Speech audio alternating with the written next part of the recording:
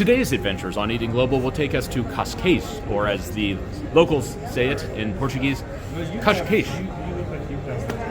It is a coastal town with, we're going to hopefully find some sort of seafood and some sort of, I don't know what we'll find. But apparently it's just a foodie's paradise. So we will find out. We are also going to go to a beach called Carcavelos and kind of hang out there for a while. The meter, it's supposed to be like 16-meter waves today, which, it's crazy to think about that. There's already a surfboard down there. I think we're going to have some cool stuff to watch today. Anyway, here's our terrain.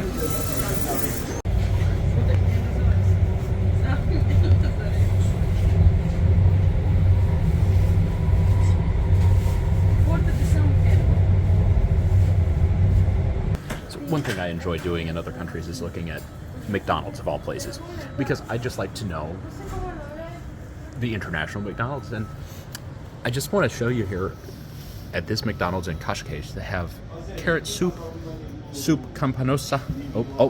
I want to continue. Pea soup, green bean soup. Wow. Oops, no. I'm gonna get the. I do want to get a McFlurry though. I'm gonna try a carrot soup. Add to order. Okay, and baby carrots. It's hilarious. Oh, another thing that's interesting: custard pastry, Berliner with cream, chocolate cookie. They even have macarons, chocolate muffins, salted caramel muffins, plain croissants, pain au chocolat, donuts. I think that's hilarious. So here we are at McDonald's.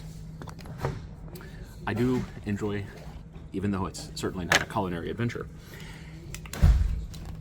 it is in a way, because at what McDonald's in the United States can you get carrot soup and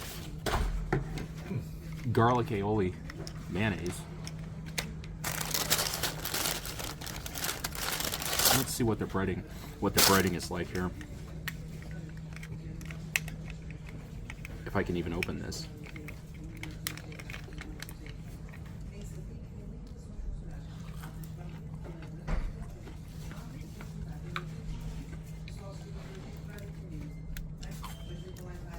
So a couple things.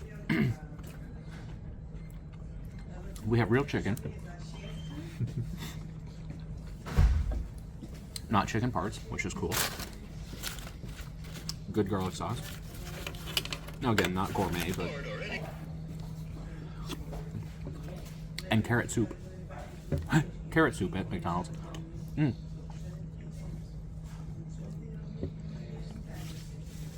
It's not great. But, maybe it's the adventure that we're trying to take here. no good. Okay. Yeah, so there you go. McDonald's in Portugal. Still better than McDonald's in the United States. Any day. Why McDonald's, why fast food can't have decent fast food in the United States is just beyond me. They're headquartered in the United States. They're from the United States, but they can't have their good food there. Okay, so we're just walking down. We're going to eat all day today. So this is a codfish. Filled with cheese, right? It's a cod and cheese pastry. And it also came with a little Portuguese cheese sheep. So, okay. So we'll just, I'm going to break this in half here. Do the best we can here. Yeah. Nice. There we go. Oh, there we go. Okay. And apparently we have to dip it in the sweet chili sauce. Nice. Nice. Cheers. Oh, sorry. Bing. Other side.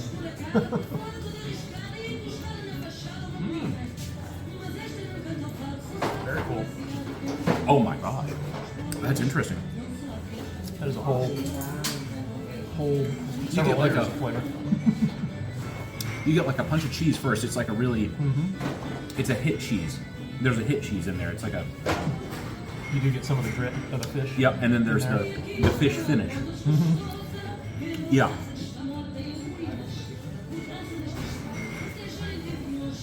It's really cool. The restaurant is called Pastel de Bacalao. I've never really tasted anything like that. Yeah. The cheese fish combo, cheese, fish, fried combo. It almost reminds me of like an Asian. The only area that I've tasted that before is an Asian treat, sort of like the fish corn dogs with the cheese in them from Korea. It sort of tastes in that department, Right. but this also has some spices and whatnot in it, so very good on that. Let's. What's that again? This is a cheese sheep. Yes. Yeah. Very good. Cheers. Cheers.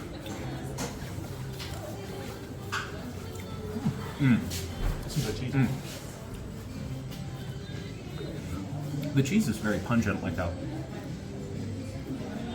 Like a manchego. manchego or Manchego? Yeah. Somewhere between a manchego and a brie. Yeah. Yeah. The codfish cake. One of the things Portugal is also known for is canned fish. So they have canned fish stores everywhere. Now it's the canned fish is awfully expensive. I'm like, I love canned fish. I love canned sardines and all that, but my goodness, it's like that's the only thing that's not budget here. I've talked about everything kind of being budget on this trip, but it's the delicacy here apparently because it's like 17 euro. You can get a gourmet dinner for that here. But one can of sardines, 17. Well, all right. So anywho,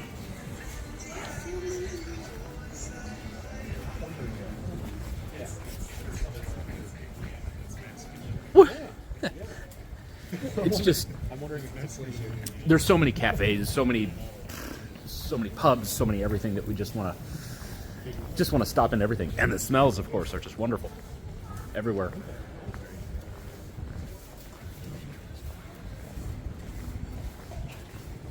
Again, we're in the historic center of Cascais. So I just want to explain a little bit about what we're going to be seeing here in the next few clips. First of all, this is the beautiful Santa Maria house. It is located in Cascais, Portugal, and then that's the lighthouse over there, the Santa Marta lighthouse that we're looking at. But what we're going to see here going forward is waves that literally I have never seen anything like it in my life. It was a life-changing moment. So we were watching the news at breakfast this morning of this trip out to Cascais, and they were talking about the fact that there's a red flag warning, a rare historic 10-year or every 10-year event where the waves are like 16 plus meters high. And we didn't realize that we were just about to see up to 100-foot waves on these giant cliffs. The videos don't really do it a whole lot of justice, but I just want to show you anyway. Listen to the sound of it. It sounded like thunder. It was a sound that you could feel in your chest. So anyway, as we walk around the cape here, if you look at Portugal on the map, it sort of looks like a face, right? So Portugal has this little protrusion out into the Atlantic Ocean that looks like a nose. Well, that's exactly where we are, at the very tippy tap of that nose. And this is the full brunt of the Atlantic Ocean hitting Europe. And you really, you feel it. But even though the waves are normally big here, this is exceptional. I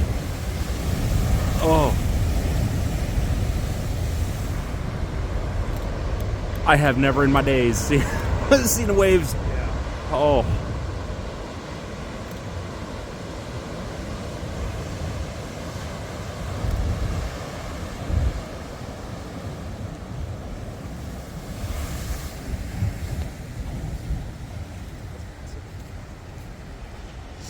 Jeez.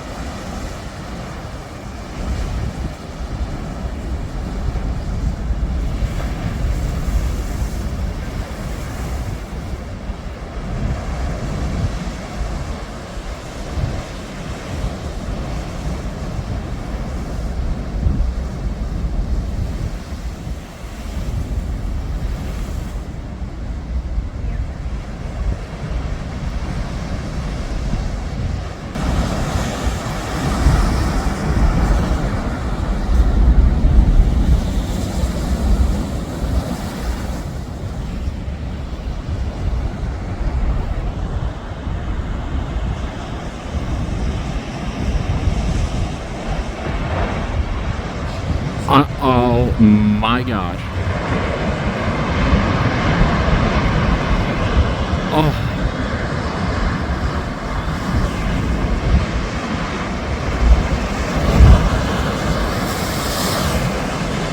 Oh my gosh.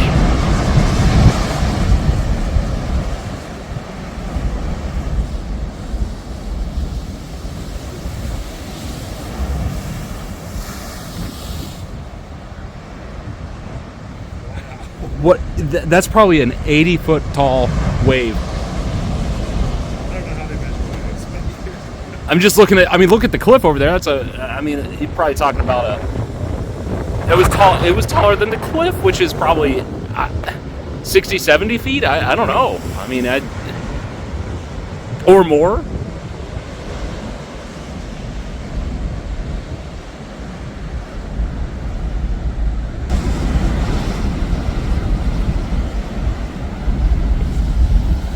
Just for some scale, these rocks out here, I'm just gonna guess, are about 30 feet tall.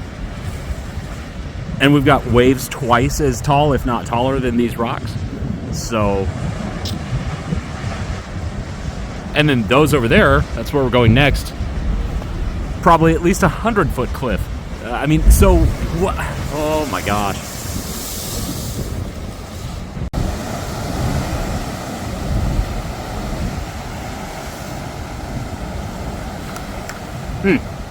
Nice. More salt, fellas.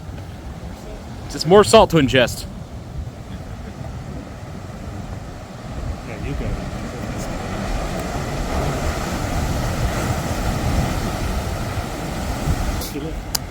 The ocean tastes the same here as it does on the other side of it.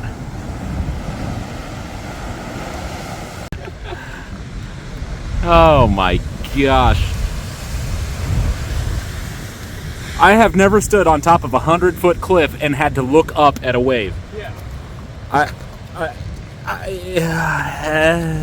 don't know what to say. Oh god. Oh my gosh. Oh, look at this. Look at this one coming in.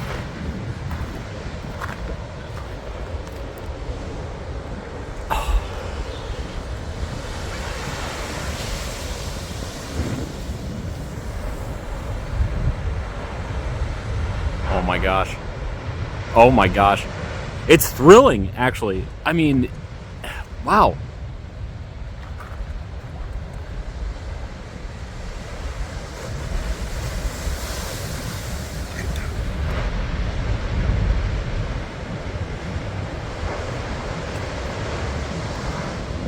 Oh man.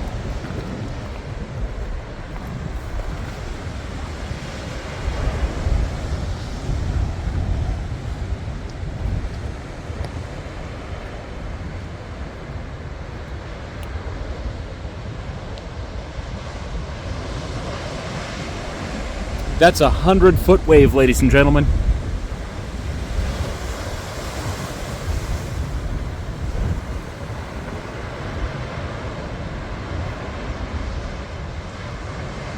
I have never, I can't even.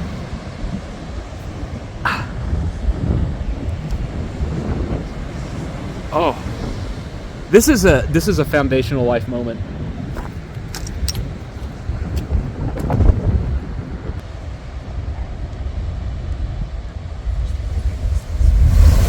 Oh, there we go. Woo! So cool. Woo! That was cool. Yeah, now see, there you go. That's the one. Wow. Whew. What we're looking at here is called Boca do Inferno, or that translates in English to Hell's Mouth. And you can imagine why. So, Sure. just to give you a little bit of perspective of what we're dealing with here, this is about 150 foot from the top of that cliff there to the sea level.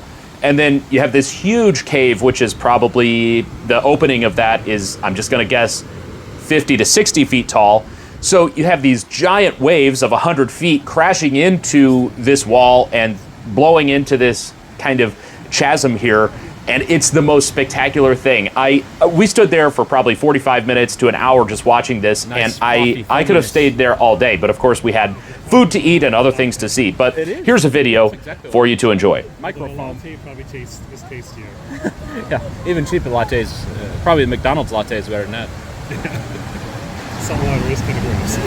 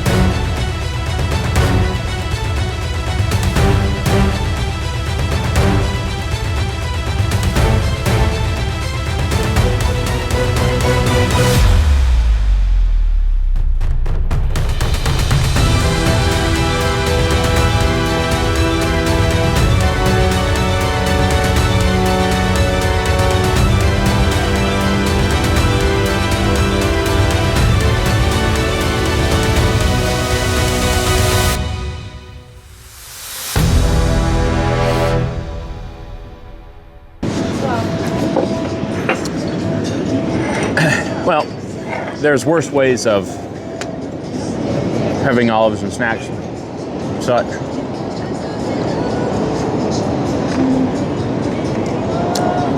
Worst ways to do in life. We're on Carcavelos Beach, and the waves are so big that the surfers aren't even out. There is an extreme coastal event going on today. Lots of wind hitting the westerns of Europe, so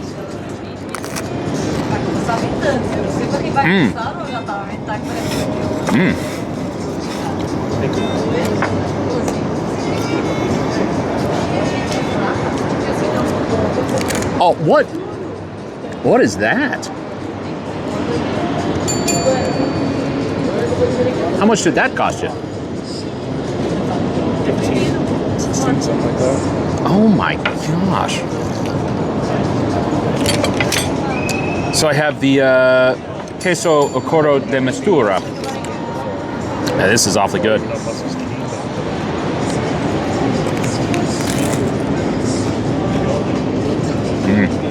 Oh, thank you. And beef croquettes.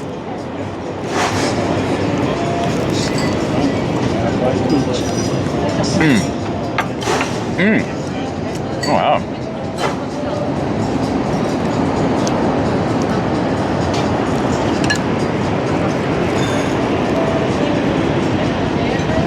I can always say, it's like every culture has their empanada. Every culture has their, something like that. And the beef croquette in Portugal is awfully good. They're doing a good job. Oh, yeah. Well, Jeremy has donated a mussel to the cause. And look at the size of this sucker. We've never seen mussels that large. That is one heck of a mussel. All right. It's like a sandwich of a mussel. All right, there we go. Boom. My gosh. Oh, that's delicious. I splashed mussel on everything. With your sandwich like a little kid. I did. Yeah, they gave me 6 pounds of bread. I've never had a mussel just that much. Wow. That's a really good mussel.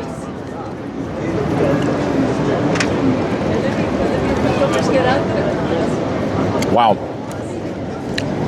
I don't know what to say about that.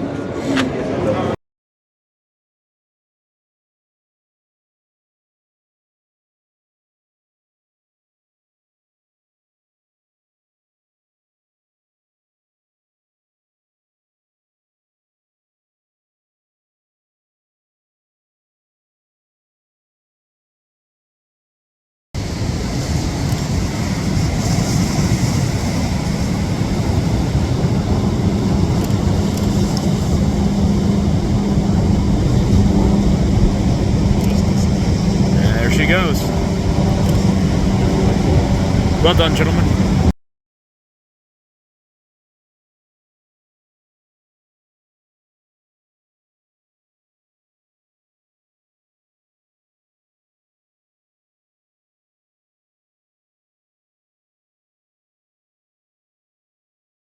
Okay, so I didn't want to set up the camera in there because it was a very fine dining restaurant. It was called La Pastorina. I will throw up some pictures, but we had the arroz con mariscos. Again, we had it the first night a couple nights ago. We had it the first time, I should say, a couple nights ago at a place called Uma in Lisbon. And you know what? That was really good. But tonight, this was even an up from that. We had, it's kind of a upscale restaurant, fine dining restaurant that we went to here, right on the water at Carcavelos Beach.